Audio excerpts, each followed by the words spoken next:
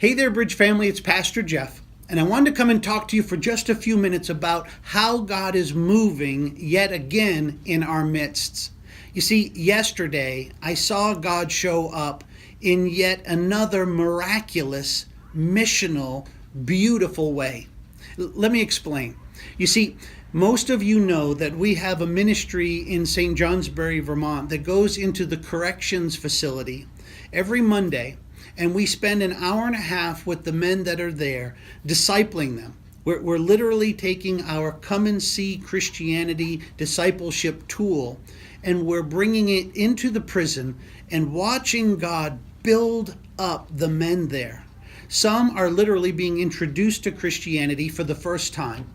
Others are growing in their faith and are literally becoming the disciples who make disciples who make disciples there on their mission field. Well, last week we went in and found that one of the men that we've been pouring into was transferred unexpectedly. And after a little bit of digging and some help, asking folks and learning how the system works, we were able to find where the man was transferred to.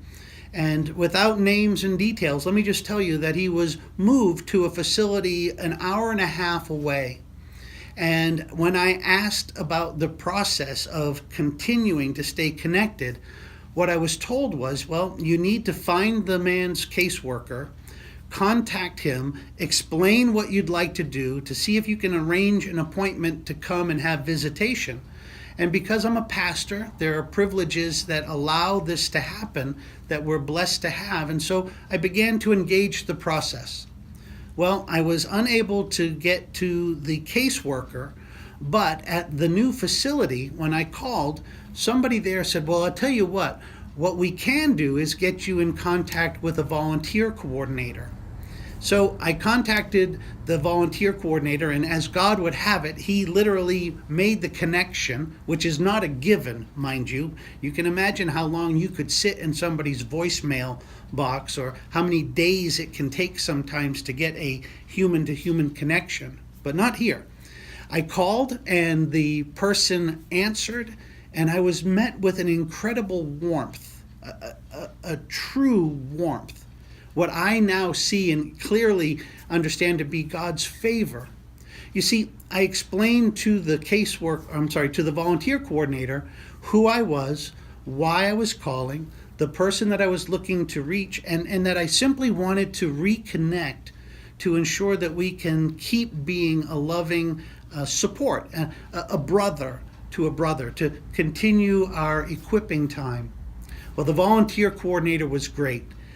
She said, I'll tell you what, let me go and make contact because I can't just connect you to one of the men here. They have to actually give the green light. So she said, I will call you back after I've made that contact, assuming all is well. Well, within a half an hour, I got a call back and I was told, yes, everything is great. When would you like to come in? And this was Tuesday originally, and I said, well, how about this afternoon? But I have Chaplain Mike, one of my brothers, that we do all this together. Can I call him first and see if he's available? So she said, of course, and I called Chaplain Mike, and he had commitments Tuesday afternoon. He couldn't just drop and go. So I said, well, how about if we go on Wednesday, say 11 o'clock? He said, Chaplain Mike said, that'll work great. Let's do it. So I called back the facility, and the volunteer coordinator received my call again and said, okay, no problem, we'll do it Wednesday morning at 11. So this is what I learned Wednesday morning when we went in. The volunteer coordinator was so helpful that she originally went down and actually woke up the man that we were hoping to see and said, hey, I've got a call coming in from a Pastor Jeff and a Chaplain Mike. Are you interested in seeing them? Of course, our friend said, yes, absolutely. That would be great. So that was the callback that I got. I learned yesterday that after we affirmed that we'd be going in on Wednesday, that the volunteer coordinator went back all the way to the cell of the gentleman that we would be with, now for a second time, to let him know of what would be scheduled for Wednesday. Well, then I learned yesterday when we went in that Wednesday morning that the man that we were going to see received a reminder notice was sent to him by the volunteer coordinator to make sure that he would know that we would be there at 11. Well, you can see already that there's a divine touch here, that God is making a way and not just squeezing things through. But we talked this morning in the men's group that I lead that the river of living water that Jesus said would flow out of us is controlled. Isaiah says that the king controls the path of the river. Well, the living water that flows out of us is ultimately under the sovereign control of King Jesus. And he's moving not just us, but those around us to fulfill his will and his purpose. This volunteer coordinator had the very hand of God on her, I know it, as she was making all of this happen. Well, yesterday we had a glorious hour and a half or so with our brother in the new facility, an hour and a half away from us. And we made a commitment to continue the one-on-one discipleship. And the volunteer coordinator said to us that she could make sure that we could have an hour a week with our friend to continue his discipleship. But here's the part that got me so excited. It's bigger than anything that you and I could ever imagine. And again, when God's in it, he's going to do the stuff that only he can do. This is what took place yesterday. The volunteer coordinator said that she was touched and moved by the fact that we had this commitment, this compassion, this love for our brother that we're pouring into. And she said, so this is what you're doing up in St. Johnsbury. And we explained that we're discipling the group, that we open it up to anybody and everybody within the facility that has an interest to come and see Christianity, to either be introduced to biblical Christianity for the first time, or to be raised up, to be equipped, to help men to grow as disciples of Christ, and to then be a light in their facility. Well, the volunteer coordinator was so moved. She said, is this something that you would do here? Would you be willing to do it here? And we said, we would love to do it here. In fact, that would be an answer to prayer. We could be with the friend that we're continuing to pour into, and then that helps him, and then we could open it up to the rest of the men that are here. Now, let me just tell you this, that the new facility that we were in yesterday, it is more than twice the size of the facility in St. Johnsbury, and it is the place where those who have extended commitments most will fill their extended time here. In short, it's a more difficult and challenging facility than St. Johnsbury. Now, I'll tell you what that translates to me. That translates that it is a mission field that is target rich. It is a place where I see God now bringing us through our friend who's been transferred and through a person of peace that is making a way for what God would have to actually happen. Well, let me just tell you one more part of this, and I could go on, but our friend, our brother who was transferred, after we spent a little bit of time together and said to him we would continue this, I asked him, I said, if we are able to come in and do like we've done in St. Johnsbury, would you feel at peace to be God's point man? Would you be the Francis Okello of the slums here in this facility? Would you be the church here as we continue to pour in? And he said, I know that's exactly why I'm here. And I want to continue to grow in my preparedness to be an ambassador for Christ. And so, yes, I know I'm here to be God's light. And if we can now do here what we were doing in St. Johnsbury, I see God fulfilling his mission. I think this is a part of his plan for me. And then he said, in fact, I know that there's a gentleman here that I met a number of years ago.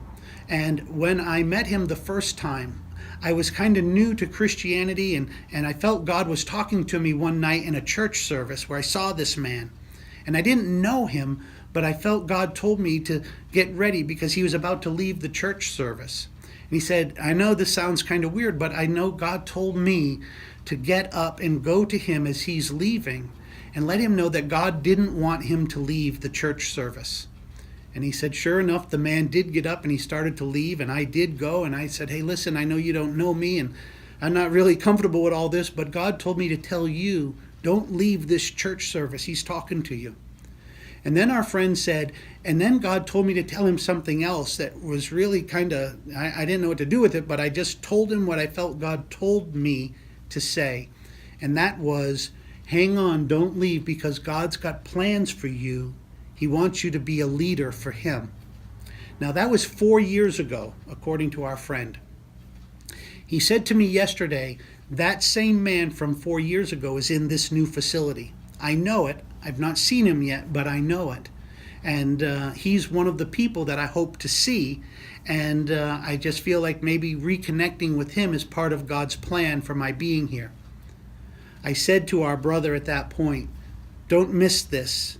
Do you realize that if we bring the Come and See Christianity discipleship training here, and your friend from 4 years ago comes, that could itself be the fulfillment of a prophetic word that God gave you for him in another facility 4 years ago. Because if he comes right-heartedly and we're able to equip him through the Come and See Christianity discipleship process, he will have the fundamentals of Christian leadership, and he then right here on this mission field could be the missionary leader that God would use to change this entire place. Now, I know somebody would say, well, that sounds pretty grandiose. You're pretty optimistic there, Pastor.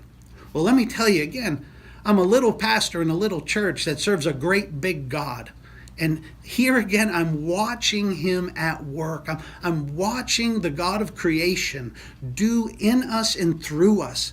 Like what we talked about, Bridge family, on Saturday night. 2019 is starting the same way that 2018 flowed. God is doing what only he can do in us and through us. Oh, I pray that this blesses you. I covet your prayers for what continues to be an ongoing, flowing ministry as we say, yes, Lord, to whatever it is that he puts in front of us. We ought not be surprised when we see him do the miraculous. We ought not be surprised when we see that the mission is expanding and spreading. Let us just be quick to say yes with a good heart, with joy and bounce and zeal in our step. Let us be the ambassadors of Christ who take to the world the love and the light of our Christ, no matter what, wherever, whenever, and however he calls us. Oh, I pray that this blesses you and that you continue to press in to your walk with the King. Amen and amen.